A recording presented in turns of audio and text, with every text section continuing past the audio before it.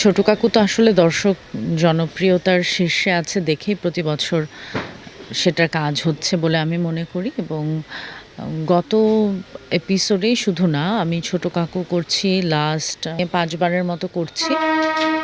তো ডেফিনিটলি অবশ্যই অনেক ভালো লাগে কারণ ছোট কাকুর যিনি স্রষ্টা ফরিদুর রেজা সাগর, আ তিনি তো আসলে আমাদের সকলের শ্রদ্ধেয় এবং আ স্পেশালি আমাদের তো আসলে গার্জিয়ানের মতো। তো তার এরকম একটা লেখা এবং যেটা পুরো বাংলাদেশের মানুষ আসলে নিজের মনে করে, ছোট কাকুকে নিজের মনে করে।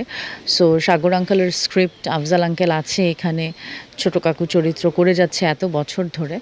তো আমি টেলিভিশনে কোনো কাজই করি না। শুধুমাত্র এই ছোট কাকুর সময়টাই আমি আসলে টেলিভিশনের পর্দায় মানুষ আমাকে শুধু ছোট কাকু যখন হচ্ছে এই ৫ বার ছোট পর্দায় আমাকে শুধু ছোট কাকুতেই দেখা যাবে আরকি। এছাড়া তো আমি ছোট পর্দায় কোনো কাজ করি না। Walton Washing Machine. Simplifying life with hassle-free washing. ওই যে বললাম যে আ ছোট কাকুর যিনি স্রষ্টা ফরিদুর রেজা সাগর, আমাদের শ্রদ্ধেয় মানুষ, আমাদের শ্রদ্ধেয় শিল্পী, লেখক। তো সেই কারণে এবং আফজাল হোসেনের কারণে বলতে পারেন এই ২ জনের কারণে। আসলে এরকম মানুষদের সম্পর্কে বলাটা খুব ডিফিকাল্ট হয়ে যায় এবং যদি এরকম শুটিংয়ের মধ্যে বলাটা আরও বেশি ডিফিকাল্ট। কারণ আমি তো আসলে প্রস্তুতি আ আ নিয়ে আসলে তাদের সম্পর্কে কথা বলা উচিত বলে আমি মনে করি। কারণ তারা যেই জায়গাটায় আছে এবং তারা যেভাবে নিজেদেরকে তৈরি করেছেন একটু, একটু করে। তো তার সম্পর্কে কথা বলতে হলে আসলে আমাকে ১ম এ তৈরি হয়ে তারপর কথা বলতে হবে। আমাকে হোমওয়ার্ক করতে হবে, তারপর কথা বলতে হবে।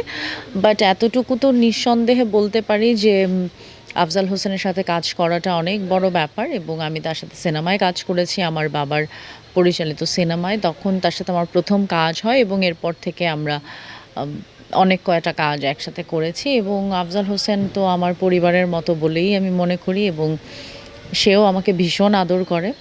সো তার সাথে প্রতিটা মুহূর্তই অনেক আনন্দের এবং একই সাথে অনেক কিছু শেখা যায়।